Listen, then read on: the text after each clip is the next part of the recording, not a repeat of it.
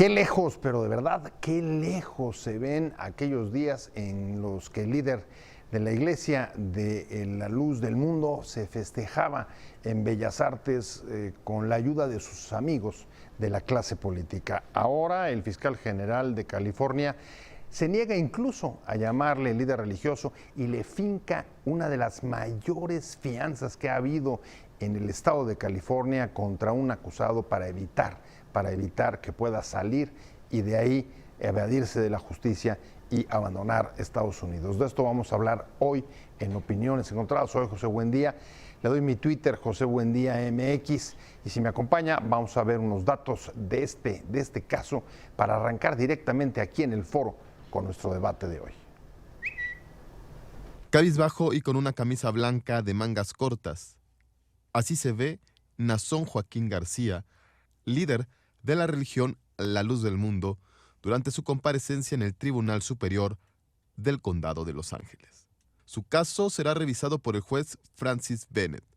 26 cargos de delitos graves que incluyen tráfico de personas, producción de pornografía infantil y violación forzada de un menor.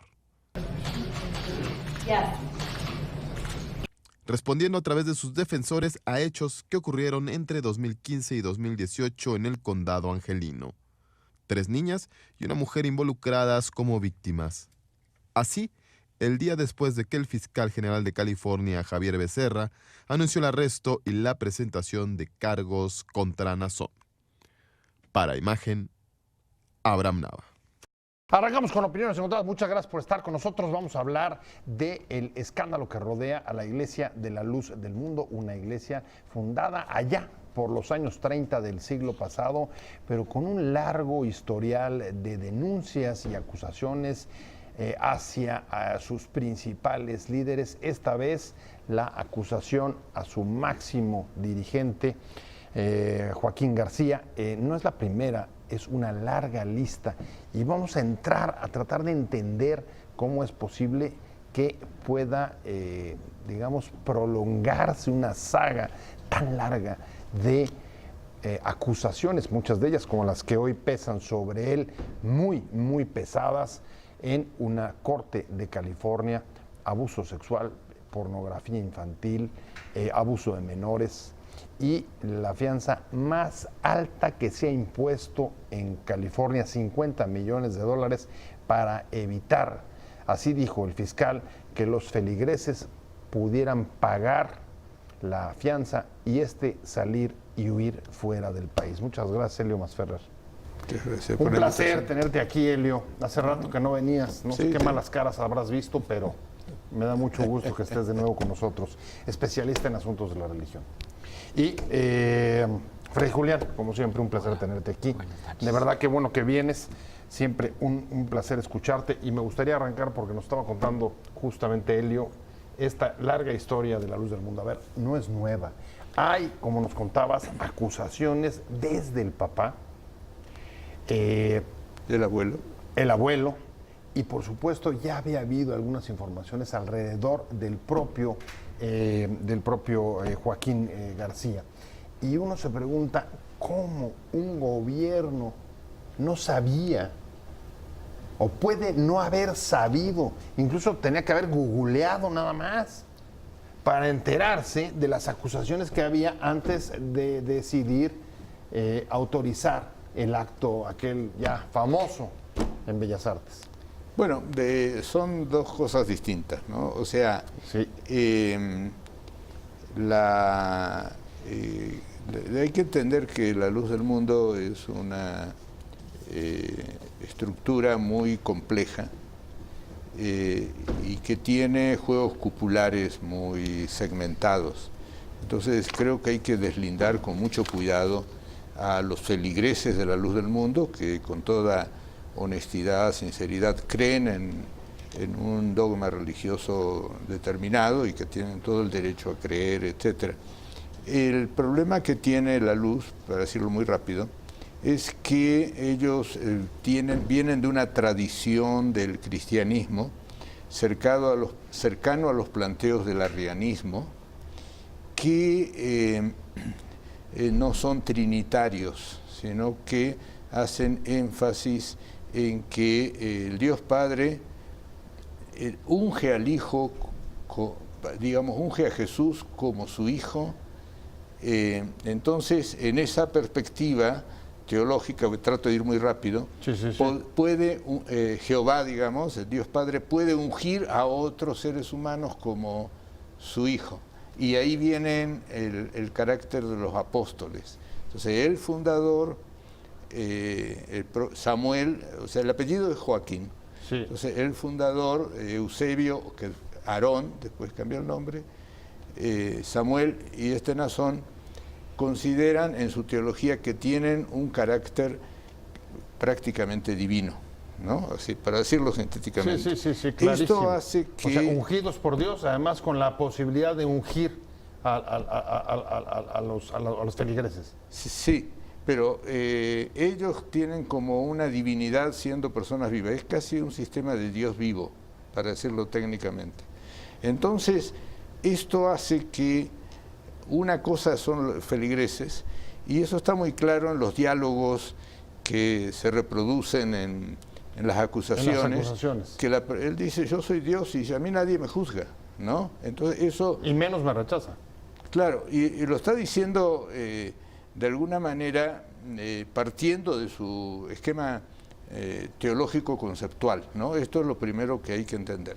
Ahora, entonces, hay que separar muy bien a los feligreses, que son personas dignas de todo respeto, de esta cúpula que tiene un juego de entorno muy cerrado. Y ahora, lo de Bellas Artes, para alguien que no está avisado en cuestiones de la grilla religiosa, no es fácil de prever, porque, cuidado, por ejemplo, en la Municipalidad de Guadalajara planteó darle un doctorado honoris causa a Nazón en el 15, y salió en la Gaceta oficial, digamos, de la ciudad de Guadalajara, creo que el 15 de mayo. O sea que ellos habían hecho un lobby de relaciones públicas muy, muy inteligente. Ver, déjame tomar eso. Un lobby muy inteligente de un grupo que tiene, digamos, un ostión cerrado en la parte de arriba con ramificaciones y articulaciones dentro de la clase política.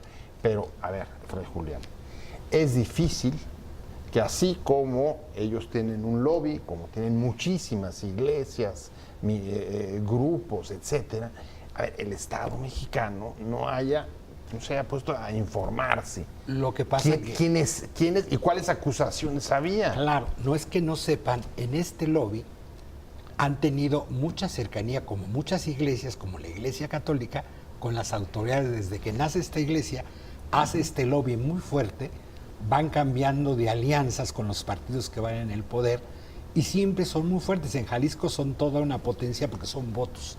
Si hablamos casi de 1,5 millones de fieles, son votos. A ver, 1,5 millones de fieles en México. A ver, es 50% más que el CENTE. Sí. No, pues 1 millón tiene el CENTE. Este lobby que han hecho muy fuerte, se explica que no es que las autoridades no sepan, hay muchas denuncias desde hace mucho tiempo, no procede en las autoridades investigadoras, entonces no es que no sepan, sino en y digo, no es el único caso de asunto lo que estás religioso. diciendo es, lo que estás resaltando es la capacidad y la fuerza del lobby para detener incluso la desautorización, conociéndose las acusaciones que hubiera. Claro, porque en este lobby político ellos siempre han estado aliados desde su nacimiento en el 26 con asunto político religioso, porque en esta mirada no hay una separación de lo político y lo religioso tan fuerte. Aunque es una iglesia que ha pugnado mucho por el Estado laico, ellos son parte de República Laica, nosotros católicas también, los conocemos bien porque en estas batallas han sido nuestros aliados. Pero por otro lado... A ver, qué interesante. O sea, sí, ellos son bastión de República Laica. Bastión de República Laica, defensores del Estado laico, laicismo, han sido muy fuertes. Al mismo tiempo que tienen unos lobbies poderosísimos de acción política. Lo que pasa es que República Laica es muy amplio, hay gente no creyente, no pertenece a ninguna iglesia, está la Cátedra Benito Juárez del Instituto de Investigaciones Jurídicas de la UNAM, Son muchos grupos que pugnamos por el Estado laico, ellos son parte, un grupo más, han sido fuerte, digo, pero esto no quita que tengan nexos con estas clases políticas de diferentes partidos y nacen como aliados, obviamente, del PRI muy fuerte, muchos años, no se mueve nada. La historia, el doctor lo sabe mejor que yo, cómo tienen los terrenos donde está su gran templo donados, 14 hectáreas. Se los dio García Barragán, ¿no? ¿Cierto? Sí, él era chofer de García Barragán. El papá. El abuelo. El abuelo fundador. era el chofer de García Barragán. Sí. Y lo compensa cuando... Y tiene una visión que dice que le habló el Espíritu Santo y que le mandó a fundar una iglesia.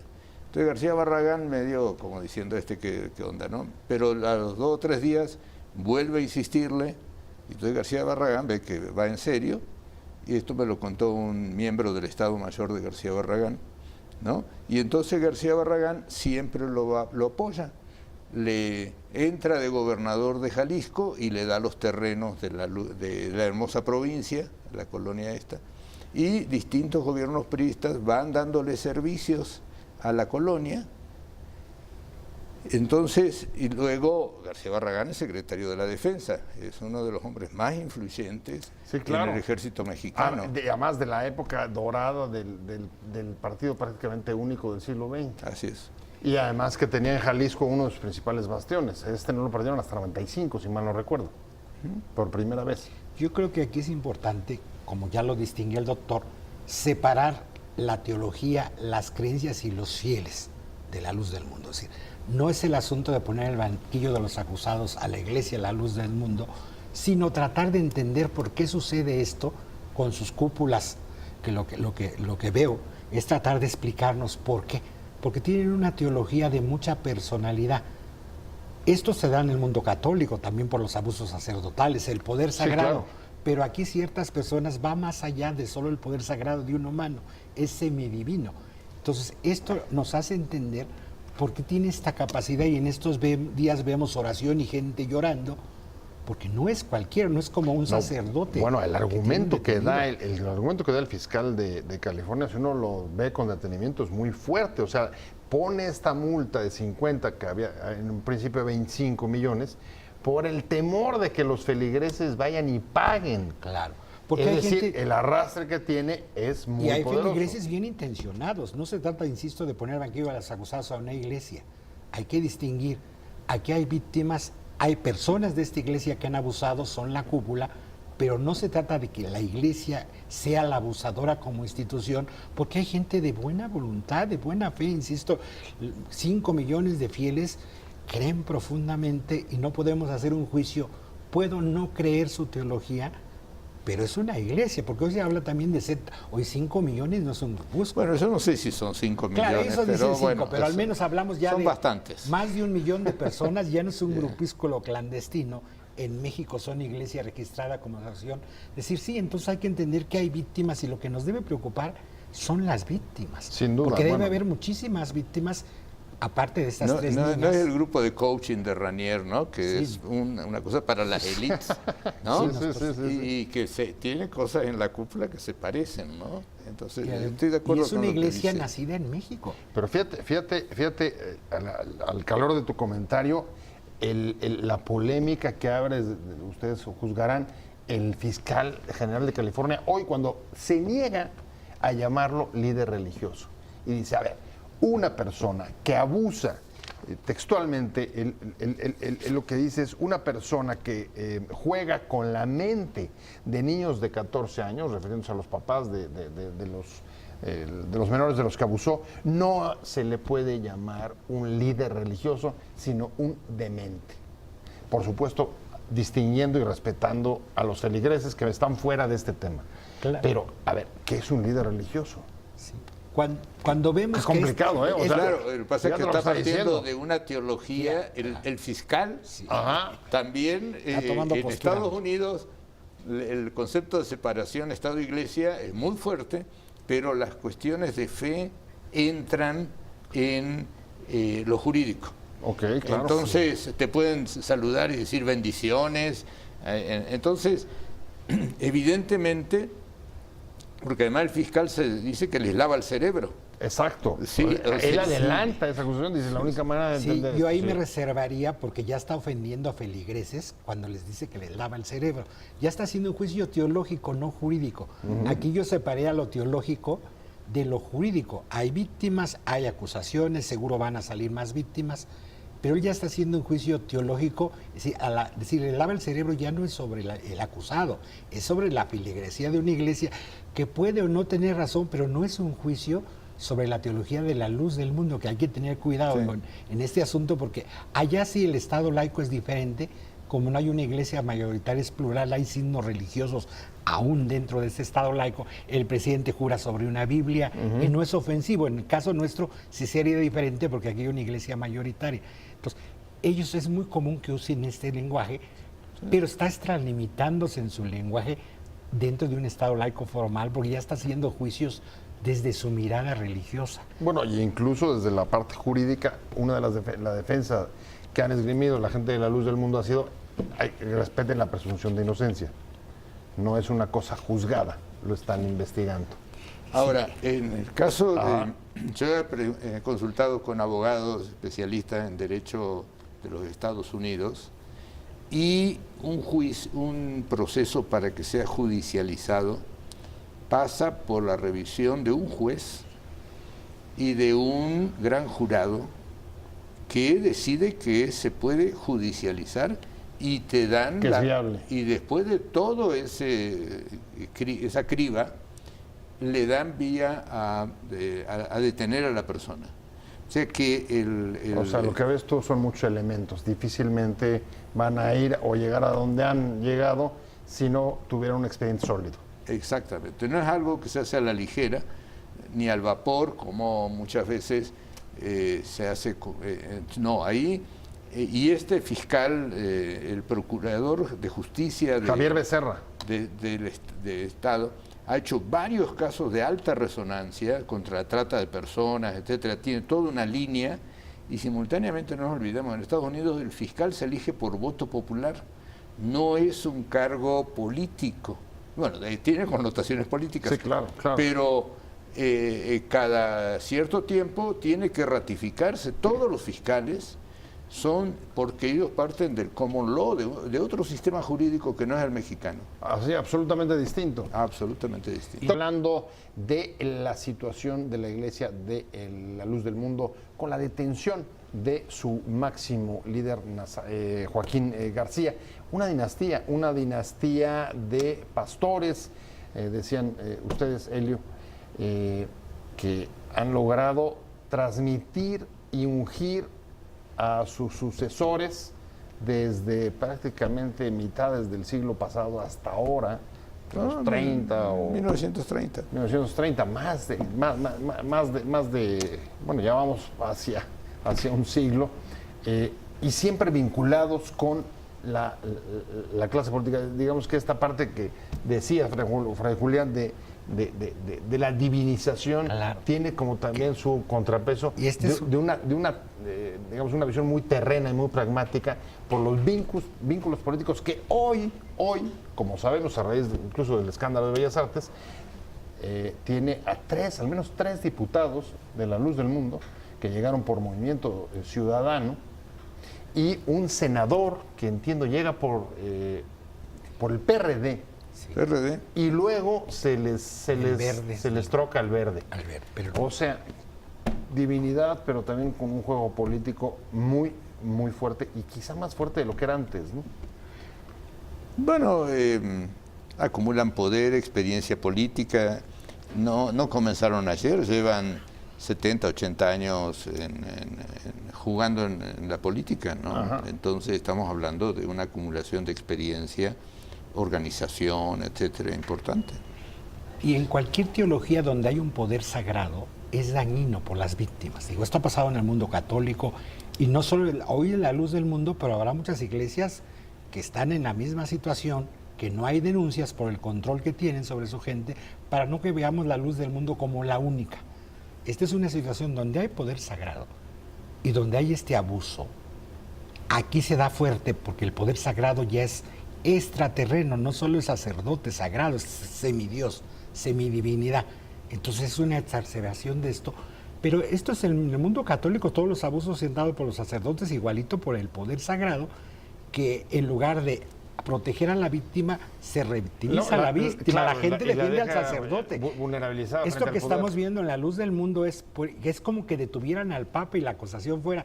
Veríamos lo similar en las iglesias católicas, porque Claro. a veces las imágenes nos chocan, porque no es nuestra religión, no es nuestro líder máximo, si no lo viéramos en los templos Sí, pero a ver, tú católicos. estabas dando datos. Presencia en que sin más de 50 Hay países. Más de 50 países. Y el máximo líder de Sí. todas estas era Sí. exactamente Joaquín García. Y es él, por eso es el apóstol, el ungido, el que está escogido directamente por Dios. Entonces el halo sagrado es más fuerte, el abuso obviamente es más fuerte. No estamos hablando de un sacerdote común, de un pastor. Es la máxima expresión del sacerdocio en esta mirada. Entonces lo que vemos es que hay víctimas cuando este poder se exacerba tanto, se da. No nos sorprendamos, en otras iglesias seguro hay montonal de víctimas porque hay este poder sagrado. A ver, Aquí explotó hoy el asunto. A ver, es que ahí sí preocupa, porque siguiendo el hilo de las víctimas, te diría, quizá no es casual que a pesar de las denuncias que venimos conociendo de la dinastía de este liderazgo, es mucho menos lo que se ha conocido de las denuncias y mucho menos castigado en México. El juicio viene de Estados Unidos. O sea, Pero ahí es donde lo detienen. Entonces, es el problema del las sistema vi- jurídico mexicano, que no le interesa ver los problemas de abusos sexuales y patrimoniales. O sea, en este momento en Estados Unidos hay 18 estados donde la Iglesia Católica tiene investigaciones fuertes sobre pederastia, etcétera. Y en este momento el FBI está por juntar todas esas investigaciones en una sola investigación, ¿no? En México, el presidente de la Conferencia del Episcopado dice con la mano en la cintura que dieron de baja 157 pederastas Así es. y no pasa nada. ¿Y dónde ¿no? están? Sí, ¿y dónde hay están? investigaciones, no hay investigaciones, se siguió los casos, no se ha seguido nada. Ahora, fíjate, a ver, Entonces, el problema es que en México tenemos esas carencias, ¿sí? Y entonces hay gente que abusa. Ahora, ver, eso pero- trasladado a otro contexto, ahora, ¿es el sistema judicial y el desinterés por esa clase de delitos, como dice Helio, o también ayuda a tener coberturas políticas? Ayudan las dos cosas, las que coberturas te políticas. dejan, digamos, un y poco- actualmente en un ambiente donde parece que lo religioso vuelve a cobrar poder en lo político tan fuerte, los políticos le tienen miedo. A ver, parece, Fray Julián, Por decir algo, digo parece. Parece. Y que saquen su juicio, decir, donde otra vez lo religioso, aún en un estado laico en México, vuelve a ser un actor central en lo político, empezando por la presidencia de la República. Digo, entonces hay un ambiente que se da, Palacio de Bellas Artes y el homenaje en este juego que sí, que no se dio el permiso que era para un acto cultural, se da en estos momentos por este ambiente propicio a esto, donde las iglesias, no la fe religiosa, no el pueblo creyente, ese es otro No, asunto, no. La credibilidad de la gente, sino las instituciones, cobran un peso fuerte. A ver, pero es que este contexto, la verdad es que uno no puede obviarlo, Helio. Estamos hablando de cómo llega Bolsonaro y quién apoya a Bolsonaro, los evangélicos, en el caso de Brasil. Y la Pero derecha hablamos católica, también- hablamos de también. Trump. Claro, no es solito. Trump Sí. también tiene un fuerte apoyo y dos es de los evangélicos. y la derecha católica norteamericana. Claro. y la derecha católica. Y hablamos también del apoyo que recibió el presidente López Obrador en su campaña de Nueva Alianza, mismo tema de los evangélicos. Es una cosa, es un Sí, fenómeno porque si notable. no vamos a caer en un juego de los evangélicos buenos y los terribles de la luz del mundo, cuando están jugando en la misma arena y en el mismo ring, porque si no hay unos evangélicos que son buena gente, y respetan el Estado laico, y la terrible en la luz del mundo. Por eso digo, no hay que meternos en ese juego. A ver, pero los evangélicos se deslindaron. Claro, porque Salieron- ahora todo el mundo se va a deslizar. Porque tiene salieron otra así. teología que no tiene nada que ver con lo de la luz del mundo. O sea que fue correcto, que no los metieran en el mismo costal. No, claro, eso siempre y además la luz del mundo exigió en el Censo General de Población tener un casillero aparte de los protestantes y evangélicos. Y en el censo del 2000 tuvieron un casillero propio. Católicos, protestantes evangélicos, bla, bla, y la luz del mundo. Entonces Tienen ellos... muchas prácticas de los evangélicos, pero no entran 100% en el concepto de iglesia evangélica. Ajá. Y obviamente hoy políticamente estas iglesias que están aliadas, que son las que aparecen con el presidente, se van a desligar, pero lo más que puedan. No solo es una desligación de hoy, sí hay desligación teológica, como lo dice el doctor, que tienen otras fundamentaciones. Sí, ya salió la confraternidad, ¿no? Claro. La confraternidad de iglesias evangélicas a decir, señores, nosotros no tenemos absolutamente nada que ver con este asunto. Ahora, ¿qué? Y que los investiguen, dicen. Que tampoco son También. blancas saludas. Ahora- También tienen intereses y Sí, alianzas. bueno, sin duda, ¿no? Y también han avanzado. Y el mundo y católico han que avanzado en también. su presencia pública. Les acaban de dar, por ejemplo, a la confraternidad televisoras, ¿no? Bueno, Todavía no les dan, dicen están- que le van a dar todo. todavía no les Un dan. político que dice que sí es quizás. Todavía está en estudio. Mientras no Que veamos. está en estudio. Ahora, déjame regresar al concepto que decías del poder sagrado y lo que implica de vulnerabilidad y vulnerabilización de las víctimas. Y de verdad que lo comparo, o como ya sucedió en la mesa, con la Iglesia Católica. En el caso de Estados Unidos, ahí están las investigaciones, pero incluso a nivel global, la Iglesia Católica, bueno, al menos salió ya el Papa a decir, la denuncia es una obligación. Así es. ¿Qué significa eso?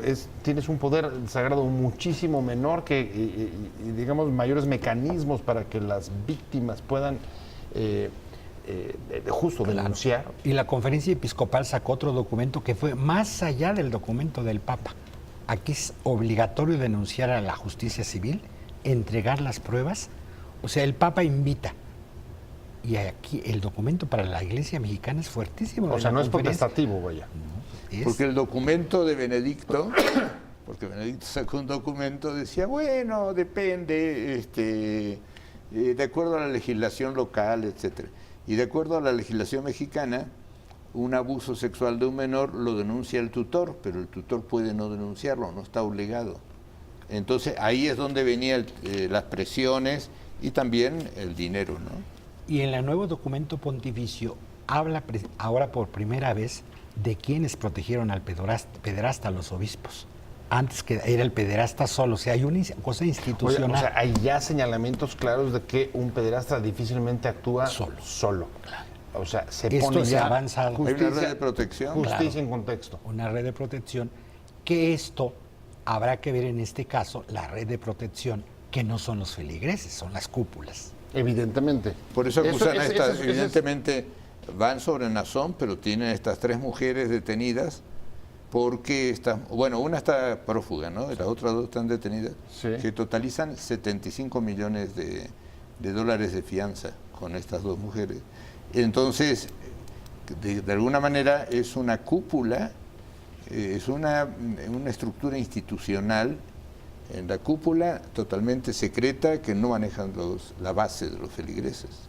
Así es, porque ellas, a ver, hasta donde entiendo, eran las encargadas de llevar, como si se tratara de un asunto de trata, a las menores que fueron abusadas por el líder. Y posiblemente, eso sí, los testimonios puedan develar, eso es lo que creo que estás tratando de decir, develar quiénes más dentro de la cúpula estaban metidos en esta historia.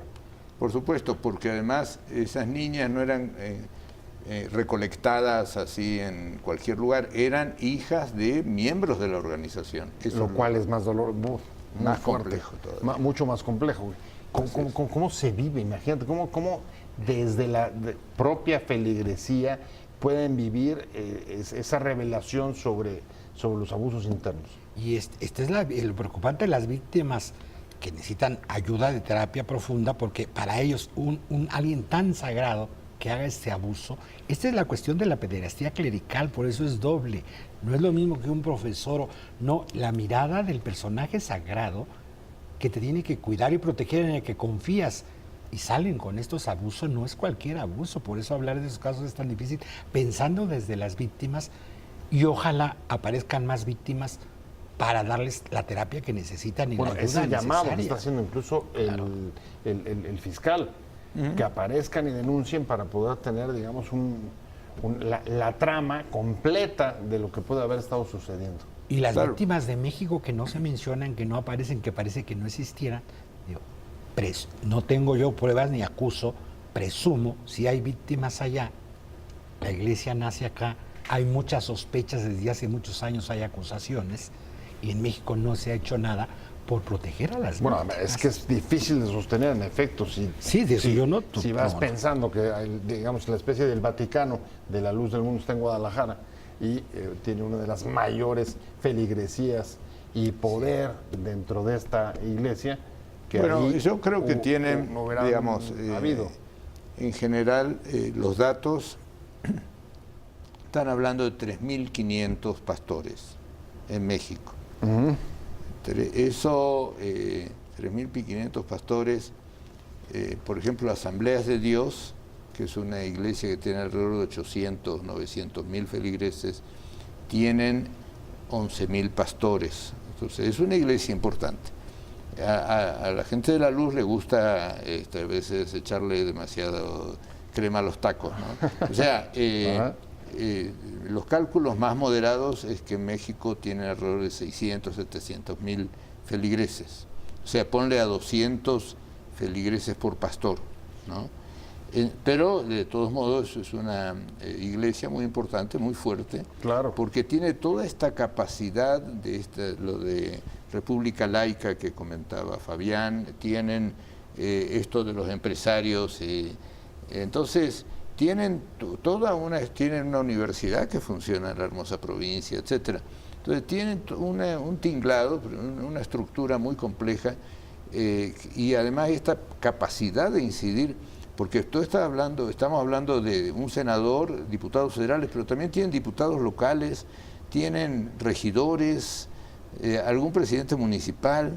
Bueno, es que a ver, no sé ya cómo se reparte la clase política en este país. Los que no están con la luz del mundo están con el narco. Bueno, el involucramiento, perdón por la exageración, pero ¿qué es esto? Porque siguen con esta visión de que las iglesias dan votos, no consiguen los votos en el pueblo, no sustentan, sino en alianzas con líderes religiosos, otra vez al poder sagrado. El pastor, el cura, el obispo me va a dar votos, y uno habla con diputados locales, a mí me ha pasado en muchos estados, para que voten leyes, por ejemplo, a favor de las mujeres o leyes de las diversidades sexuales. Dicen, no, a mí mis votos me los consiguió el párroco. Y me los consiguió el párroco. Para que llegue a diputado local. Y si voto a favor de esas leyes, no voy a ganar otra elección. Porque miran como votos el asunto, porque la clase política, los legisladores están pensando en el siguiente cargo. Entonces me cuido mucho qué voto hoy, porque ya estoy pensando en los votos y quién me promovió, y muchos son pastores. Hablamos de un Estado laico, pero hay votos religiosos. La clase política se mueve mucho por ahí, por desgracia. Pero es que es justo lo que te iba a decir. ¿Y cómo se entiende entonces hoy, más allá de las proclamas y los discursos de defensa del Estado laico en un contexto de voto de esta voto naturaleza? clientelar? Déjame un corte. Estamos hablando del caso de Joaquín García, líder de la Iglesia del Fin del Luz del Mundo, detenido allá en California con cargos muy, muy graves, como el abuso de menores. ¿Y cuál es el impacto que puede tener esta detención del máximo jerarca de esta iglesia, Helio Masferrer, especialista en asuntos de la religión, Fray Julián, Católicas por el Derecho a Decidir? ¿Qué impacto ven en esto? ¿Qué consecuencias puede tener, ya no solo para él, digamos, sino para la iglesia de la luz del mundo? De acuerdo a la información disponible, en realidad la designación de Nazón causó mucha incomodidad en los sectores de la cúpula de la Iglesia de la Luz del Mundo, y tuvieron que hacer toda una estrategia de ratificación del líder. Hicieron un evento que llenaron la Arena México, ¿no? O sea, para relanzarlo, etcétera. Entonces, hay quienes desde una teoría de la conspiración dicen que en realidad en gran parte el golpeteo no es tanto de afuera, sino de estos sectores internos que quieren recambiar y crear una dirección colegiada de la iglesia. Producto de una lucha interna Esa es una de las hipótesis. por abrir, digamos, la dinastía familiar y hacerla un poco más digamos, lo que abierta. los antropólogos de la religión llamamos institucionalizar la iglesia. O sea, que no sea una estructura unifamiliar, sino una institución porque evidentemente hay una feligresía que tiene un conjunto de creencias, dogmas, etcétera, y el problema en realidad está más localizado en la cúpula. Este es el asunto, ¿no? A ver, pero digamos que eso explica un poco el origen y puede, y las motivaciones, pero ¿y cómo recibe, digamos, la feligresía, Pues las víctimas? Para ¿Qué mucha de la impacto para...? feligresía, pues es negar la negación. Tenemos en el caso de los legionarios, mucha gente lo sigue negando. Algún día se va a reconocer la santidad de Maciel a estas alturas. Entonces, para las víctimas de buena fe, para muchos no es cierto. Esas difamaciones. Bueno, recuerdo lo que decía Maciel, ¿no? Sí, sí. Frente a las acusaciones decían, nos tienen Sí. envidia. Y aquí, Imagínate. sí, aquí el asunto Aquí son un las ataque víctimas, satánico. que Un ojalá ataque satánico. haya reparación de daño para víctimas, aparezcan más víctimas para darle las terapias de contención que necesitan, que ojalá en México haya justicia, se tome en serio estos casos, que si existen víctimas, no lo sé, se haga reparación